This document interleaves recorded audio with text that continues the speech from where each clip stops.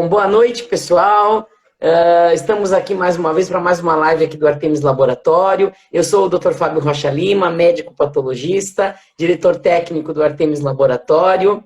E hoje nós vamos falar de um tema muito importante, que é o câncer coloretal, que é o câncer de intestino grosso. E hoje temos convidado aqui o Dr. Vitor Arce, cirurgião oncológico aqui da cidade. Vitor, por favor, se apresente ao pessoal aí, por favor. Obrigado pelo convite, Dr. Fábio. É uma grande honra compartilhar esse momento aí. Sei que foi um grande professor da faculdade, agora estamos aqui podendo discutir esse tema extremamente importante. Eu acho que é tão importante que ele é lembrado tanto em março quanto em setembro, que setembro também é o Setembro Verde, referência ao câncer de intestino. Então é um tema extremamente relevante aí para a saúde pública, né? Estão falando mais de mim, eu sou cirurgião oncológico, como você mesmo disse. Tenho formação em Curitiba, na residência de cirurgia oncológica, e cirurgia geral eu fiz na Santa Casa, formado aqui em Dourados mesmo, na UFGD. E será um grande prazer aí compartilhar um pouquinho com vocês e trocar as informações e levar para a população aí algumas recomendações. Legal, Vitor. Você já comentou aí de eu ter sido teu professor, né? Muito legal poder estar fazendo essas lives com ex-alunos aqui meus ex-alunos aqui da faculdade, né? Já fiz aqui uns 3, 4 ex-alunos aí, com a Priscila, com a Janaína, né?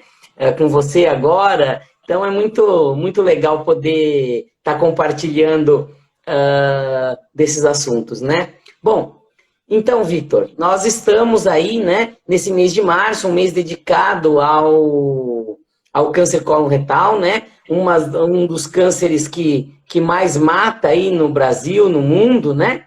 Então vamos falar um pouquinho aí da importância da gente discutir esse mês, né, por que é tão importante a gente falar desse tema.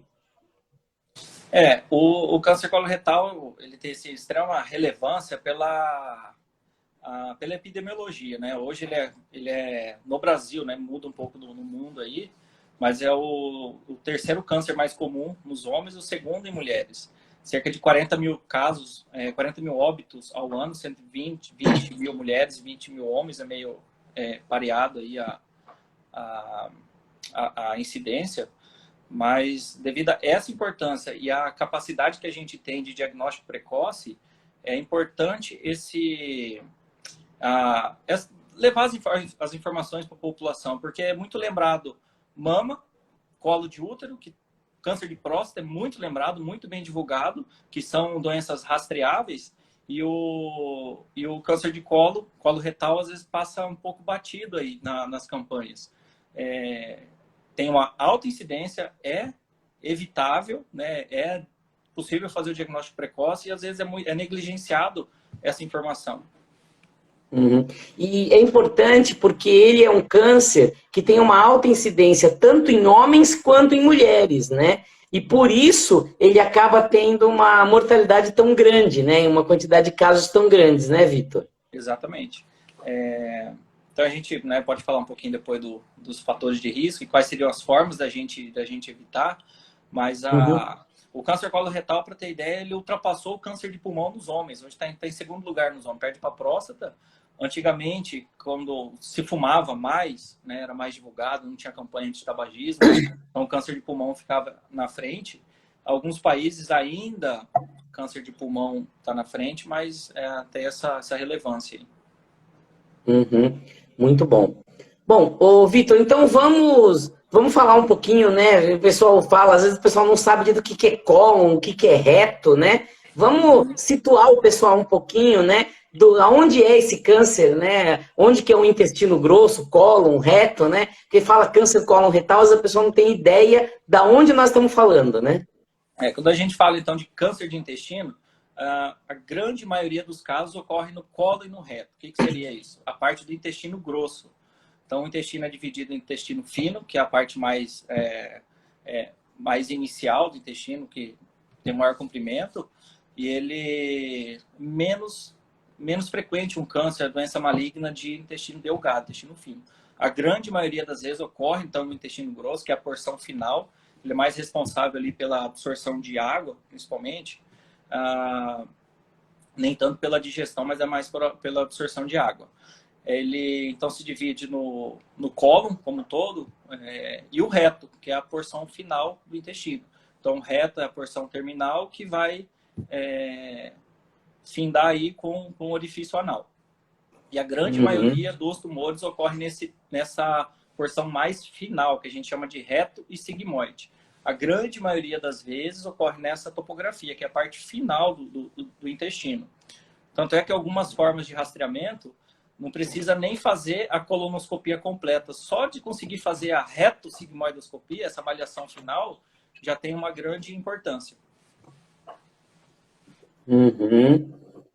Joia. Então, já que nós vamos falar do câncer de cólon, né? Então, quais são os principais fatores de risco, né? O que pode causar esse câncer, né? Quais são as principais causas e fatores de risco, Vitor?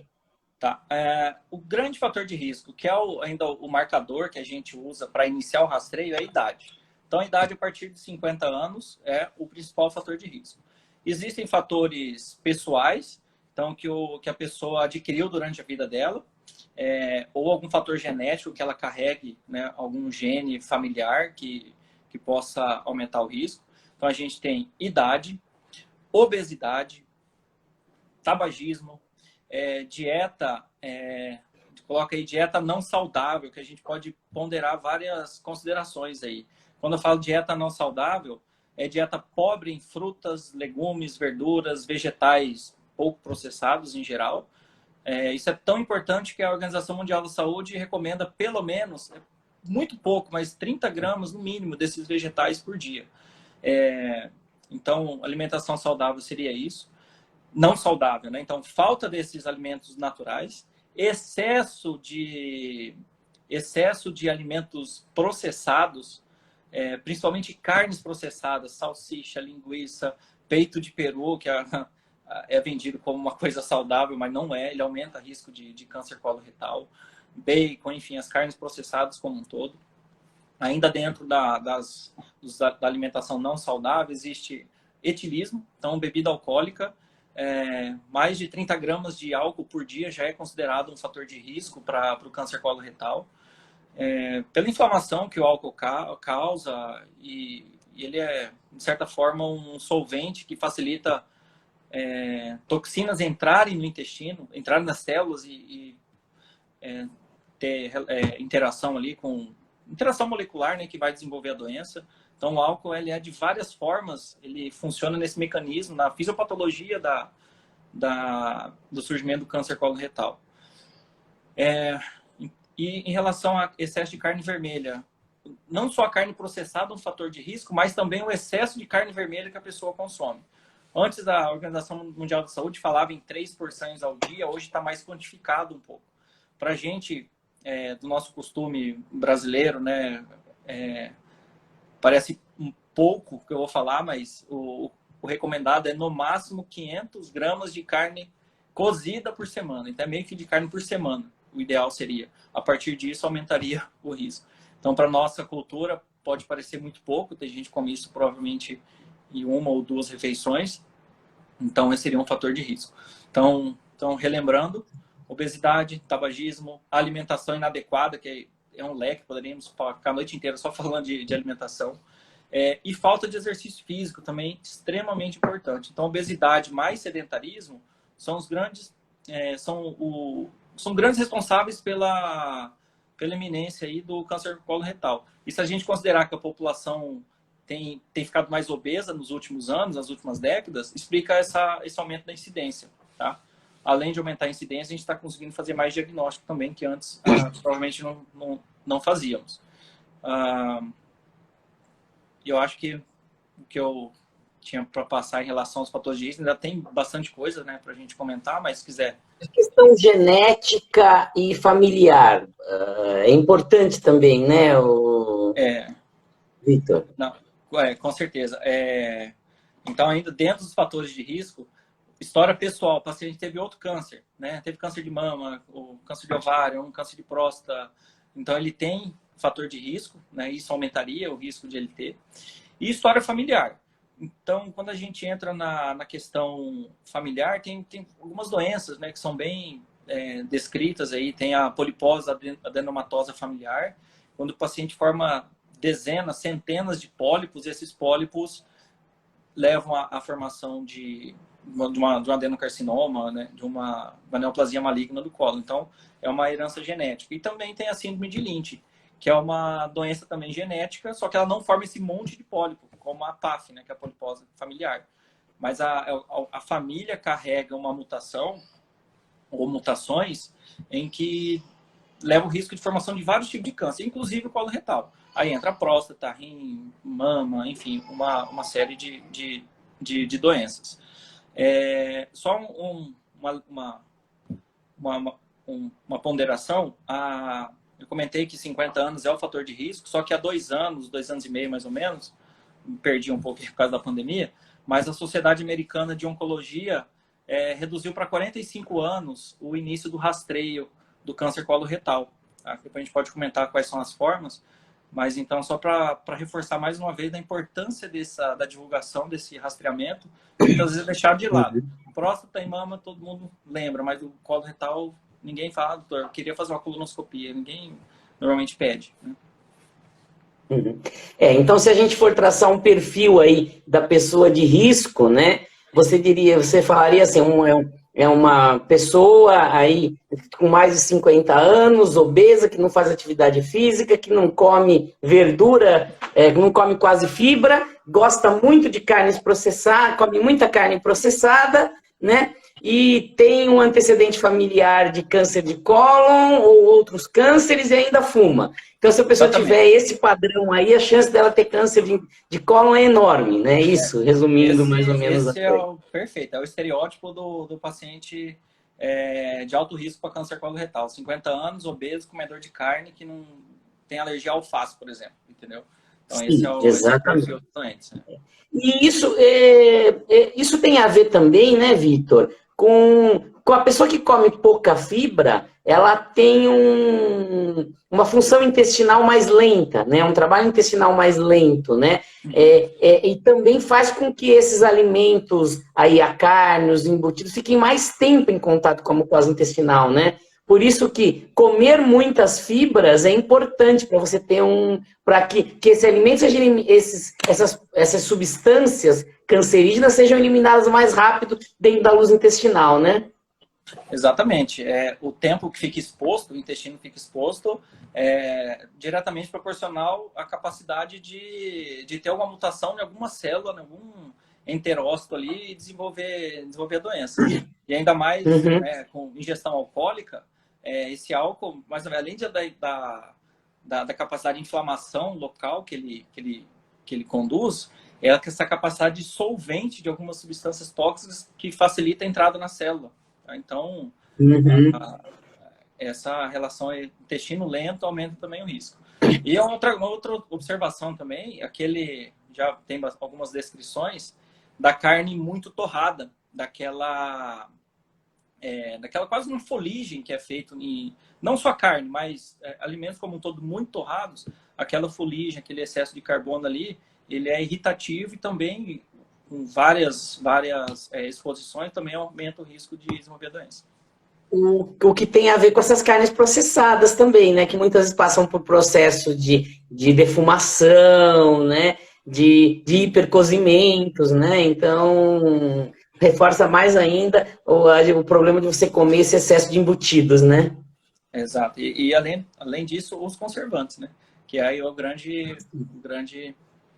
os grandes vilões aí são os conservantes nessas carnes. Como a gente fala, né? O problema é sempre os excessos, né? Quer dizer, aquela pessoa que come muito de uma coisa e nada de outra, né? Quer dizer, se você tiver um equilíbrio entre vegetais, né? Que é vegetais crus, não é que você não pode não comer carne, né? Mas você tem que ter um equilíbrio, né? Você comer de tudo um pouco, né? Uma alimentação equilibrada, né? Essa é uma coisa que realmente a gente sempre fala, né? O equilíbrio é o importante na alimentação, né? Com certeza. E não é também um episódio ou outro, né? É uma vida inteira desregrada. Tá? Então, o organismo Sim. tem uma capacidade incrível aí de se ajustar. A gente tem fatores aí anticancerígenos, assim, forma mais clara de falar, que o tempo inteiro a gente tem potencial para produzir uma célula neoplásica, só que a gente tem também mecanismos contra, né, anti-neoplasia, anti-câncer. Então, às vezes, esse mecanismo, durante os anos, ele vai se cansando. Então, é uma vida toda desregrada que pode culminar aí, realmente, após os 50 anos, uma doença desse tipo. E a gente, né, conversando sobre vários tipos de câncer, você vê, né, obesidade está relacionado a vários tipos de câncer, né, como é que fala? Alimentação errada está relacionada a vários tipos de câncer. Tabagismo, então, é relacionado a praticamente quase todos os tipos de câncer, né? Então, você vê que muitos fatores se repetem, né? Então, quer dizer, se você tem uma alimentação legal, não fuma, mantém o peso, faz atividade física, você não vai estar se prevenindo só do câncer de cólon, né? Mas de N tipos de câncer e outras doenças também, né? Cardiovasculares, né? Um monte de outras coisas, né, Vitor? Então, esse dado é comum a muita coisa, né? Exatamente. Acho que isso aí é até meio repetitivo, né? Tudo que a gente vai falar atividade física e comer bem. Mas é tão repetitivo, de tão óbvio que é, e o difícil é executar muitas vezes, né? Ter um hábito sempre, não dá tempo, e sempre tem outra coisa mais importante, né?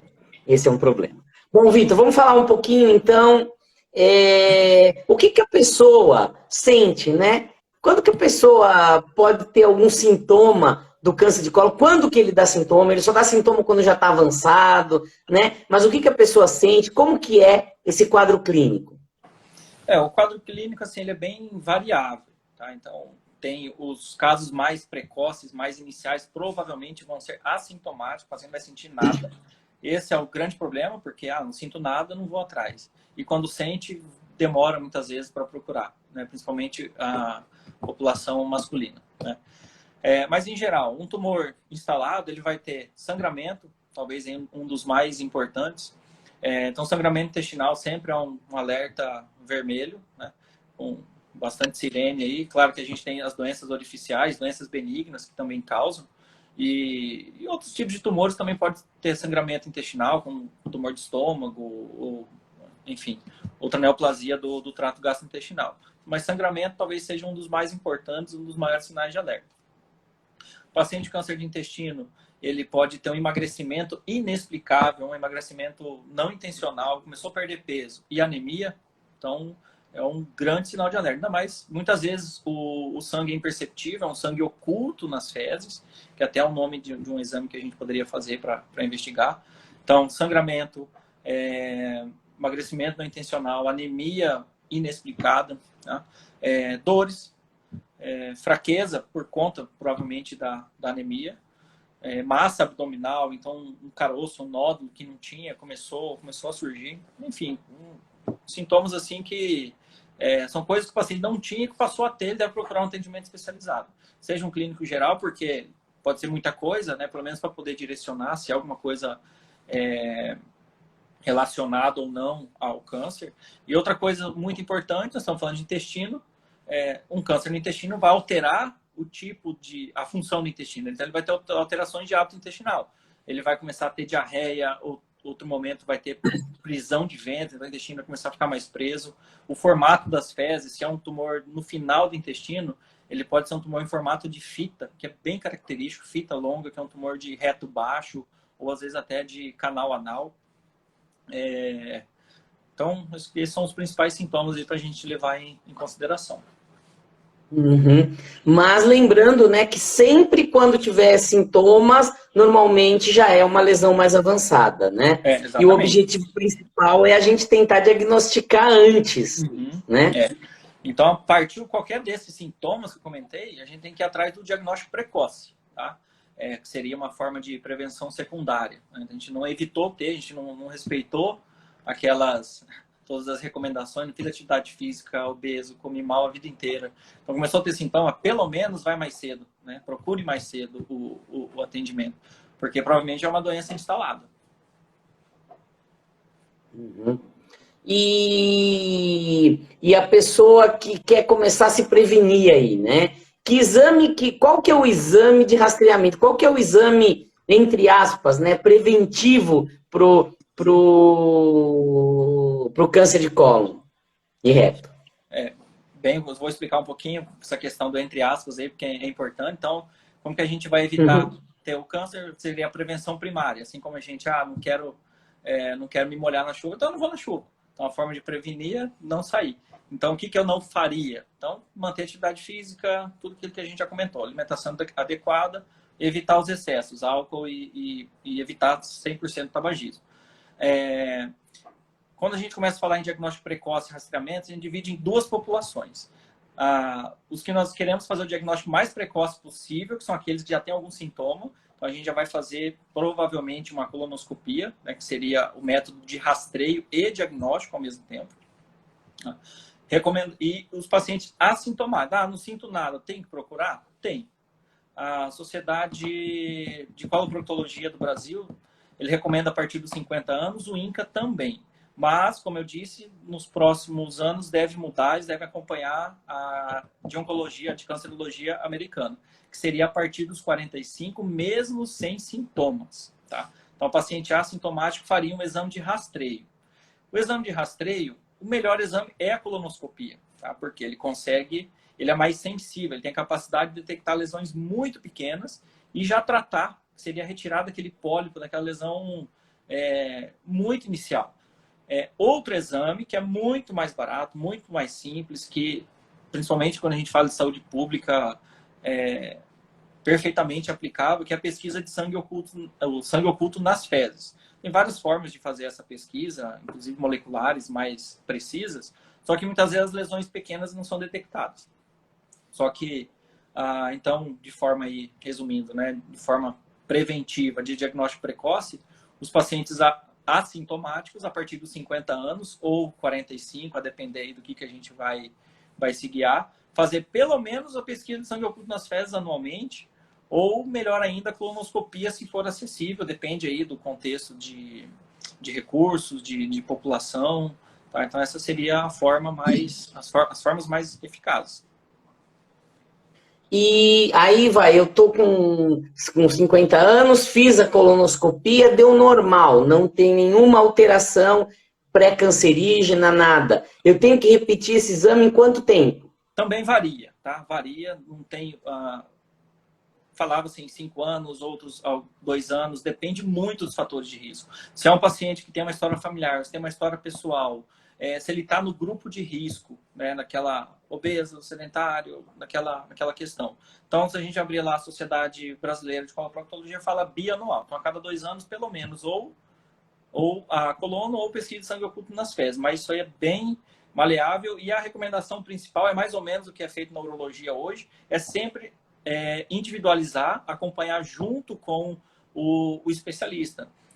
Porque, né, até eu vi alguns colegas ali que trabalham bastante na área de urologia, o PSA mesmo, o toque retal, tem uma certa flexibilidade aí e tem que ser individualizado.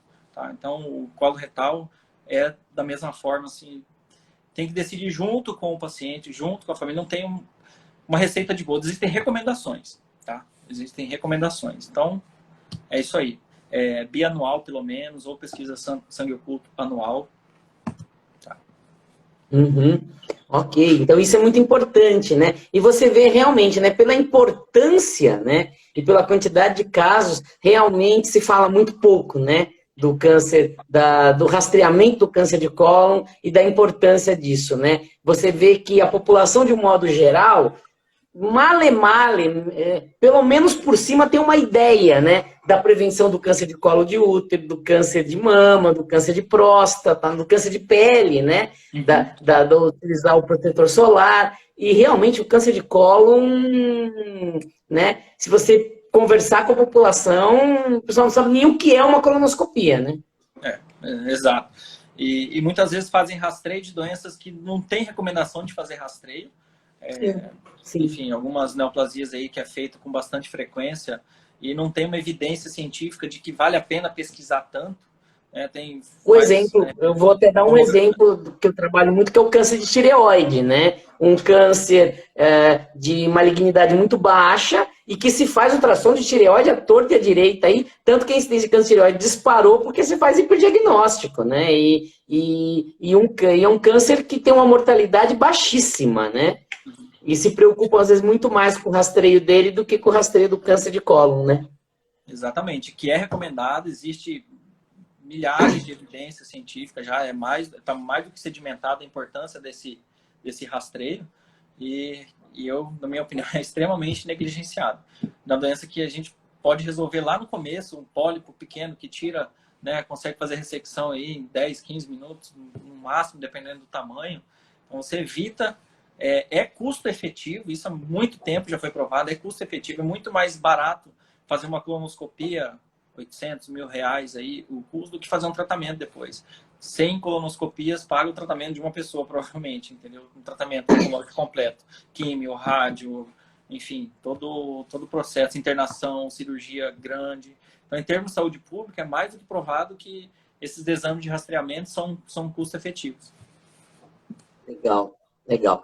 Deixa eu só dar um recado aqui. Primeiro, quem está entrando agora ou quem vai precisar sair, essa live está sendo gravada, ela vai estar disponível hoje ainda aqui no IGTV do Instagram, a partir de amanhã no nosso canal do YouTube, do Artemis Laboratório, tá? Então, vai lá, depois assista lá no nosso YouTube, nós já temos quase 50 lives lá no nosso canal, vai lá, curta o nosso canal do Artemis, tá? Quem quiser fazer pergunta, por favor, faça aqui no nosso chat, aqui, pode ir fazendo as perguntas que a gente vai respondendo conforme for andando a live aí. E deixa eu só falar um oi para minha filha Isadora, que ela já mandou um oi papai aqui, que ela gosta, que eu sempre falo um oi para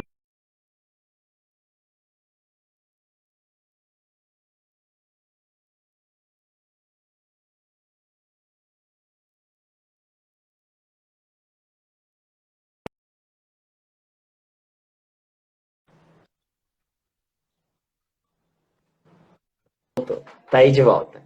Então tá, Vitor, muito bem. Então aquele paciente que estava com o sintoma lá, mudou o hábito intestinal, teve uma hemorragia, sentiu alguma coisa alterado, aí ele vai lá no médico, procura o gastroenterologista ou o cirurgião, né? E aí, né? O que se faz? Como que a gente vai fazer esse diagnóstico? Como que nós vamos proceder com esse paciente? O diagnóstico de câncer, como um todo, sempre é histológico, que precisamos do amigo patologista, né? Ele precisa ter um material, a gente precisa confirmar isso aí.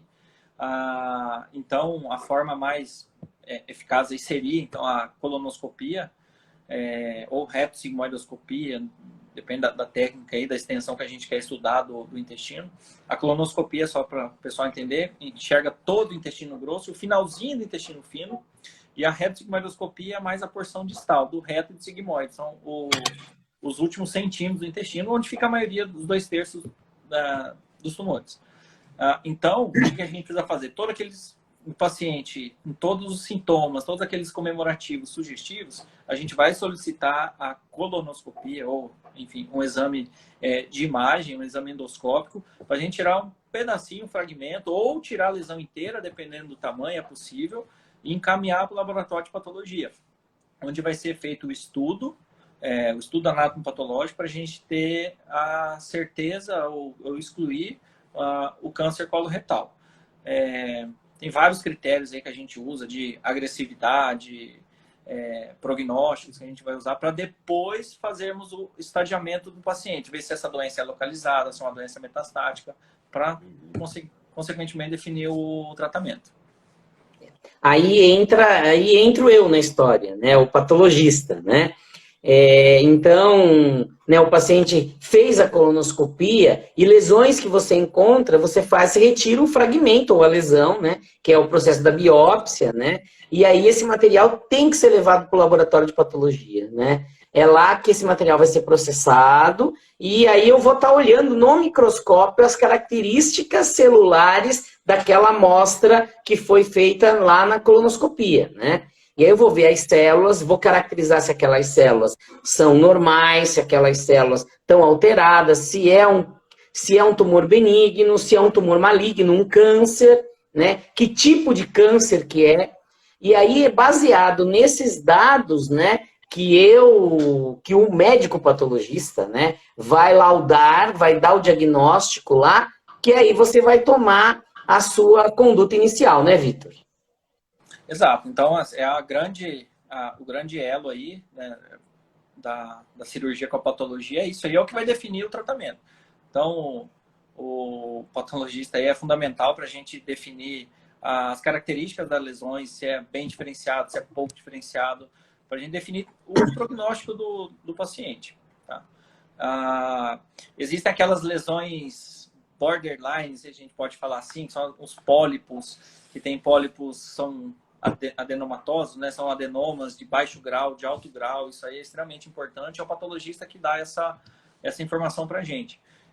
Se é um adenocarcinoma invasor ou se ele é in situ, se é uma lesão inicial, que às vezes não precisa fazer uma ressecção ou um tratamento mais agressivo. Então, é essa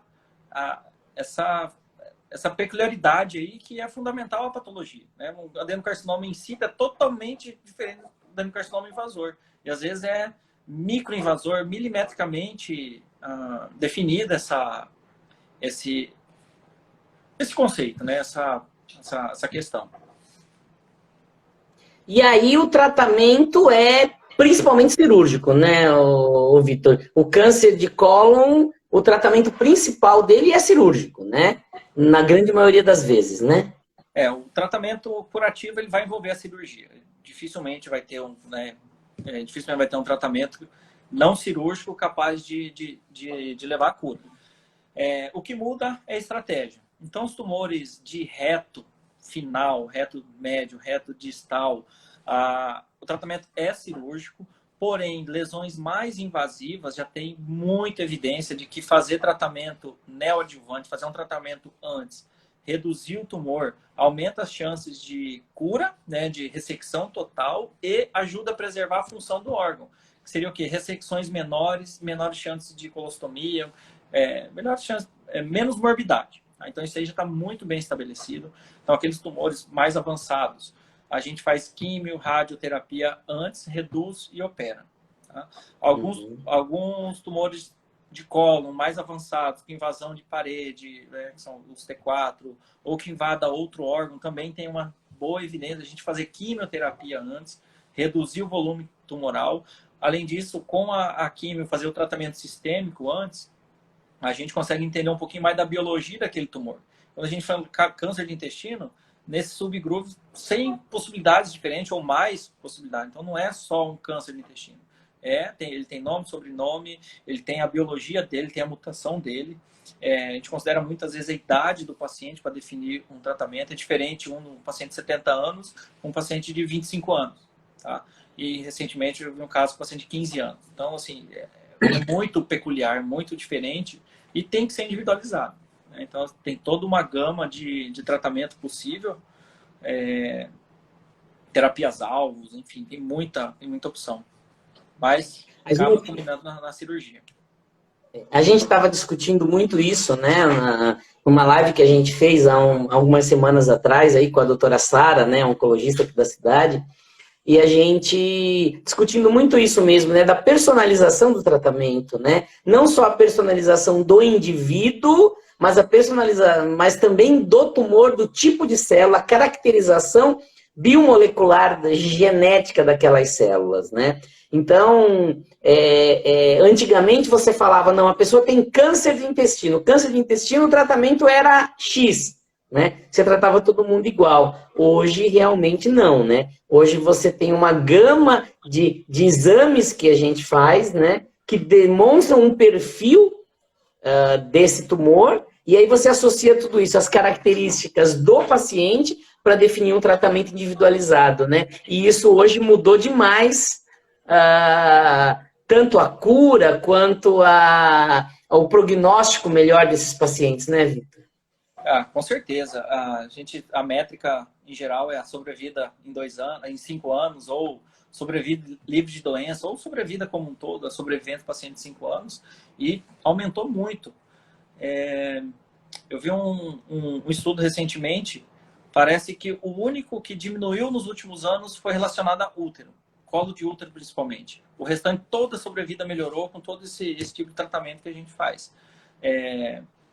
A peculiaridade do câncer coloretal é que mesmo doenças metastáticas, a gente tem capacidade ainda de controle efetivo de doença, ressecções, tratamento sistêmico, é diferente, por exemplo, de um câncer de pâncreas metastático, que é muito mais agressivo, sobrevida muito menor, em 5 anos, diferente de estômago metastático. Então, o coloretal ele tem uma peculiaridade aí nesse tratamento que a gente é bem mais insistente e talvez agressivo aí com um tipo de tratamento. A gente tem capacidade de controle mesmo com doença metastática, pouco metastática, algumas poucas metástases, fazer ressecção sempre que possível, associado ao tratamento sistêmico.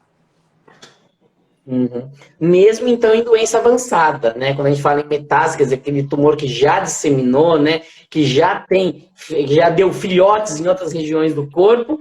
Então, mesmo para esses pacientes, o tratamento está sendo mais efetivo, né? Está conseguindo dar uma sobrevida bem melhor para esses pacientes, né, Vitor? Sim, com certeza. Principalmente é que eu falo assim, pouco metastático. Claro, paciente muito metastático, né? Metástase óssea, ou muita metástase hepática, começa a falhar os órgãos. Daí, o paciente muitas vezes não tolera o volume tumoral é tão grande, a carga de tumor é tão grande que eles muitas vezes nem toleram um tratamento adequado.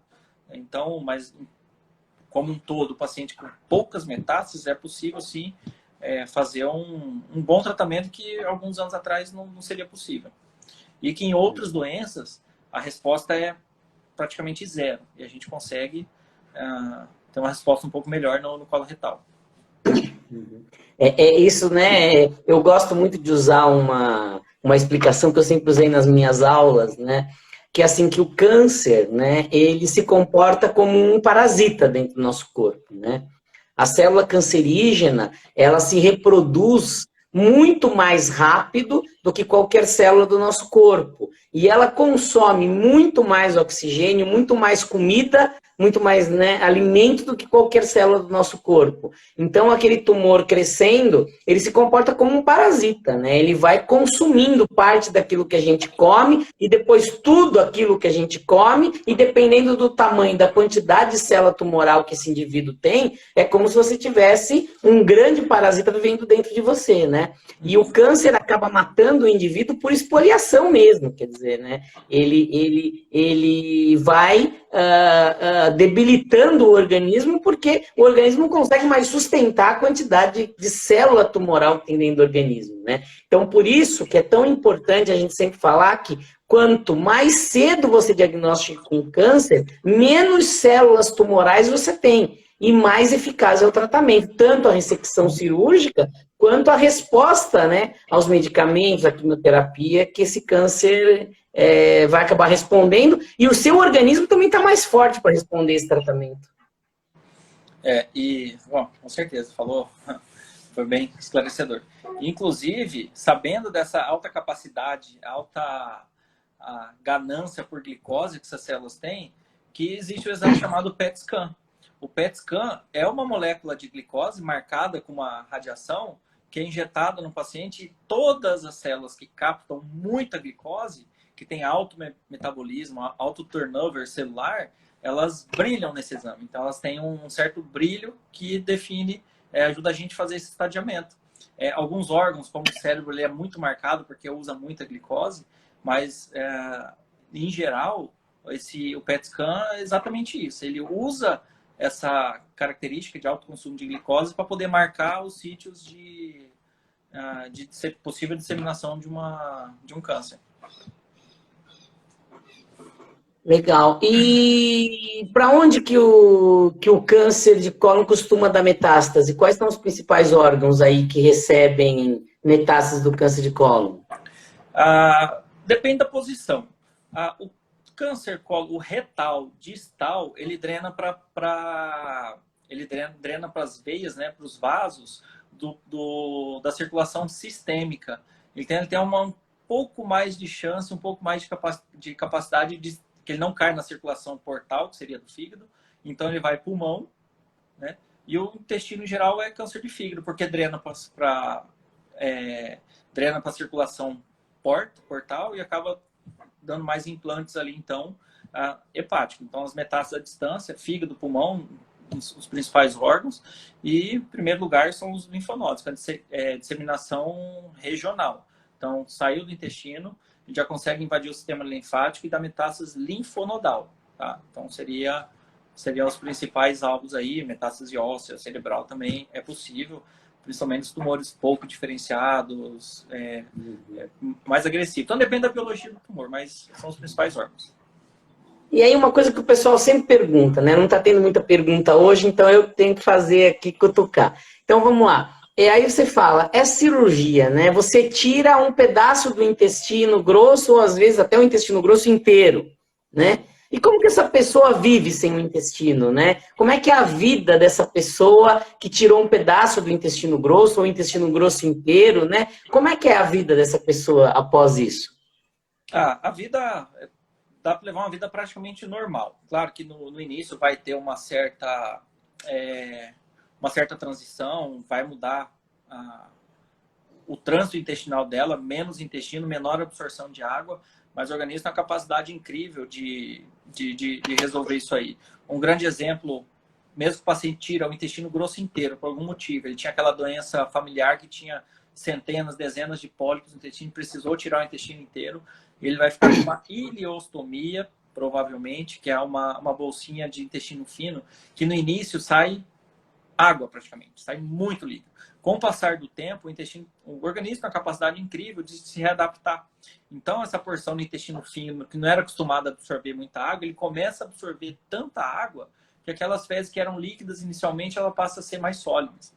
Claro que isso aí é um caso de exceção, ter que ficar com essa bolsinha definitiva, mas na maioria das vezes são ressecções parciais, em que é feita a reconstrução do trânsito e o paciente vai ter uma vida normal, tá? Não é um órgão vital, tá? Então, o intestino fino consegue substituir a função do intestino grosso, o inverso não é possível, tá? Então, se precisar tirar o intestino fino inteiro, é só transplante de intestino para poder sobreviver, porque acaba sendo quase que incompatível com a vida do intestino fino. Então, o intestino grosso ele não é um órgão vital, não é fundamental, é possível viver normalmente, a maioria das vezes consegue fazer a emenda, popularmente falando, e vai ter uma vida normal.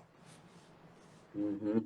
Ó, aqui tem uma pergunta aqui, né, do Pablo. Ele perguntou, até porque eu sei da história, que ele tem uma tia que teve câncer de cólon, né, câncer de cólon, e que agora teve uma recidiva, né, e aí ele está até perguntando, né, nessa recidiva tem que tirar, que foi falado de tirar o intestino inteiro. Ele pergunta assim, então tem que tirar o intestino inteiro? Ele está até preocupado, né, com essa situação de tirar o intestino inteiro. Assim, eu não sei exatamente onde foi a recidiva, se foi no próprio intestino, porque se foi no intestino, provavelmente é um novo primário, né? É um novo câncer. Então, ela teve um câncer no intestino, retirou aquela lesão, agora surgiu outra, provavelmente é um novo primário. Não sei, provavelmente é um tumor muito pequeno, talvez um pólipo, porque se ela teve câncer uma vez, deve estar fazendo o acompanhamento. Em geral, não é necessário tirar inteiro, em todos os casos, tira só a região do tumor mesmo, não é necessariamente ter que tirar o intestino inteiro, a não ser que tenha uma mutação conhecida em que o risco é muito alto, aí sim faria o intestino inteiro, mas não é necessariamente essa ideia. Agora, se ela teve um tumor no intestino, do lado, né, o começo do intestino, agora teve um tumor novo, grande, expressivo, não inicial, que não seja um pólipo, talvez consideraria sim retirar o intestino inteiro, porque ela deve ter um alto risco. E também considerar a idade dela. Uhum. Aqui, ó, quem tá mandando aqui é o nosso colega aqui, do Messias Mendonça, nosso colega e radiologista. Boa noite, parabéns pela iniciativa. Acerca das metástases, sabemos que no câncer coloretal as metastasectomias são curativas quando necessárias. E ele pergunta qual o limite, né? Quando fazer essa metastasectomia, quer dizer, a retirada da metástase, né? E em que situação que se faz isso? O limite é a capacidade do órgão que sobrar de dar conta. Por exemplo, se é uma metástase hepática, qual o limite que eu consigo tirar do fígado daquele paciente? Qual a extensão? Então, o que a gente sabe? Tem metástase hepática? É ressecção de metástase, não é mais hepatectomia ampliada. Porque eu tenho que deixar fígado, porque ele vai precisar fazer quimioterapia. Então, o fígado, o paciente que fez quimioterapia, tem que deixar aí em torno de 40%, 50% no mínimo, né? Ele não consegue sobreviver com menos disso. Então, isso seria o limite. Então, o limite da metastasectomia seria preservar a função do órgão que a gente está tirando. Pulmão, sem metástase hepática, tirar a lesão, segmentectomia, nada de grandes ressecções pulmonares, porque ele vai precisar daquele residual de pulmão. Mas, em geral, o Messias, a ressecção, sempre que possível, vai fazer ressecção e sempre acompanhado do tratamento sistêmico. Se é um paciente que, por exemplo, fez tratamento sistêmico, respondeu muito pouco ou progrediu durante o tratamento sistêmico, provavelmente a cirurgia não vai ter muito benefício para ele. Tá? Enfim, o limite aí é preservar a função do órgão residual. Tá? Legal, legal. Vocês foram contemporâneos de faculdade, você e o Messias, né? Da mesma turma ou não? 2 turmas na minha frente. O Messias é a 5ª turma, sou na 7ª turma. Legal. Até agradecer aqui que um monte de colegas aqui, a Juliana Miranda, né, tá assistindo, o Rafael Suzin, o Messias, né, o André Mascarenhas, né, tem um monte de colega aí assistindo aí a nossa live aí. Legal. Beleza. Bom, estamos chegando aí no final, né? O que mais que você acha que é importante comentar aí agora nesse final aí, Vitor? Eu acho que faltou falar do fim de início, né? 50 anos, alguns consideram 45. Caso tenha, o Pablo que me fez lembrar, porque tem a tia dele. Caso tenha um parente de primeiro grau ou que tenha uma história sugestiva daquela síndrome Lynch, da síndrome familiar, fazer 10 anos antes a colonoscopia do que o caso da família. Por exemplo, um irmão ou pai teve com 40 anos, 45 anos. O filho ou o irmão fazer pelo menos 10 anos antes essa inicial rastreio. 10 anos antes da idade do caso da família. Então, se alguém da família teve com 40, a pessoa tem que começar com 30. Tá? Isso é importante. Então, isso aí eu acho que é uma coisa importante, porque não vai esperar os 50 anos, é um grupo de risco. Então, um grupo de risco exige mais cuidado. A gente não vai evitar que ele desenvolva muitas vezes. Então, a gente faz o quê? Diagnóstico precoce. Tá? Essa é a grande sacada aí desses testes genéticos em geral. A gente hoje não tem uma terapia que evite ter, mas a gente sabe o risco, sabe como evitar, tá? E vai fazer o rastreio o mais precoce possível. Tá? Respeitando esse E quando tempo. você considera até que nível de parente muda isso? É parente de primeiro grau, assim, irmão, pai, mãe, ou primo? Não, até segundo grau. Antes Uhum. tinha alguns critérios que se utilizava, 2 parentes de primeiro grau, um de primeiro e 2 de segundo. Então, hoje é mais genético. Então, como popularizou muito e está muito acessível os testes genéticos, procura mutação. Se tiver mutação, aquela família de risco e pode até fechar o diagnóstico de síndrome de Lynch com alguns testes apenas. Não precisa ter vários casos na família, independente do parentesco. Mas se é um parente de segundo grau, um primo, 2 primos, 3 primos, então aquela família deve ter carregar alguma mutação genética ali. Certo. E até dizer isso, né, que a gente aqui no Artemis, né, a gente faz esses exames, né? Nós temos aí uma parceria grande com o Laboratório de Niuan de São Paulo, então a gente tem todos esses exames genéticos aí, né, tanto para síndromes de polipose intestinal, quanto o câncer de cólon familiar não polipose, né? Então, se alguém precisar desses exames, tiver solicitação desses exames, pode procurar a gente aqui, tá? A gente faz também a parte de análises clínicas, a pesquisa de sangue oculto nas fezes a gente faz também, e claro, né, as biópsias, né? As biópsias de pólipo, né? As biópsias de lesões intestinais, tudo a gente tem aqui no Artemis, né? Bom, Vitor, eu acho que a gente conversou os temas mais importantes aí, né? Eu acho que a gente falou, eu acho que deixar aí esse recado final aí, né, da prevenção e desses fatores de risco, né? Eu acho que fazer um resuminho aí, né, dizendo que a pessoa tem que se cuidar, né? Então, fazer atividade física, manter o peso, ter uma alimentação equilibrada, né? Comer bastante fruta, verdura, fibras de um modo geral, né? comer menos carne, principalmente reduzir muito a ingesta desses embutidos, né? Salame, mortadela, linguiça, né? E isso daí para a gente poder se prevenir mesmo, né, Vitor? Ah, com certeza. Então, a informação a gente tem, quando eu falei no começo, o difícil muitas vezes é executar, né? Saber a receita todo mundo faz, agora todo mundo sabe, agora fazer que é o problema. E lembrar que tudo isso que foi falado não é só para o câncer do intestino, é para a grande maioria não só de câncer, mas doenças cardiovasculares como um todo, diabetes, enfim, uma série de doenças aí que são evitáveis com medidas simples, né? Já tem bastante estatística aí que só essa questão de manter peso ideal, alimentação, atividade física, reduz 30% incidência de câncer, como um todo. Uns mais, outros menos. Se a gente falar em câncer de pulmão, 80% do câncer de pulmão é devido ao tabagismo. Então, se parar de fumar, você reduz 80% do câncer de pulmão. Mas essas medidas básicas, mínimas, né, para uma máquina humana funcionar adequadamente, a gente reduz 30% dos casos de câncer. É muito alto, né? É extremamente relevante isso aí.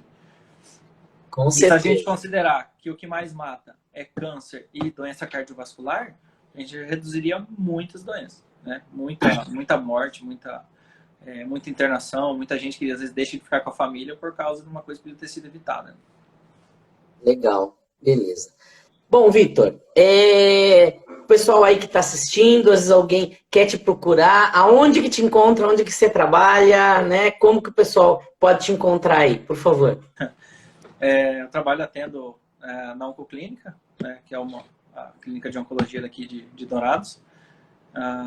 Tem uma equipe completa lá, da parte tanto da quimioterapia, da oncologia clínica, da radioterapia. E só me procurar por lá que estou aí. Redes sociais, site, tudo aí. Beleza, joia, Vitor.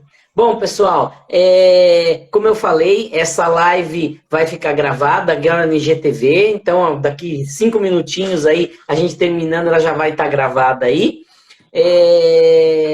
E amanhã no nosso canal do YouTube, tá? Lá já tem mais de 50 lives falando sobre vários tipos de doenças, vários tipos de câncer e outras doenças também. Não é só sobre câncer que a gente trabalha, a gente discute muito aqui a questão de saúde, né, de outras doenças, tanto que semana que vem nós vamos fazer uma live bem diferente, né? Que vai ter o dia aí do acupunturista, e a doutora Silmara, minha esposa, faz acupuntura, né? Nós vamos falar um pouquinho sobre acupuntura aí na nossa live da semana que vem, na quinta-feira que vem, tá?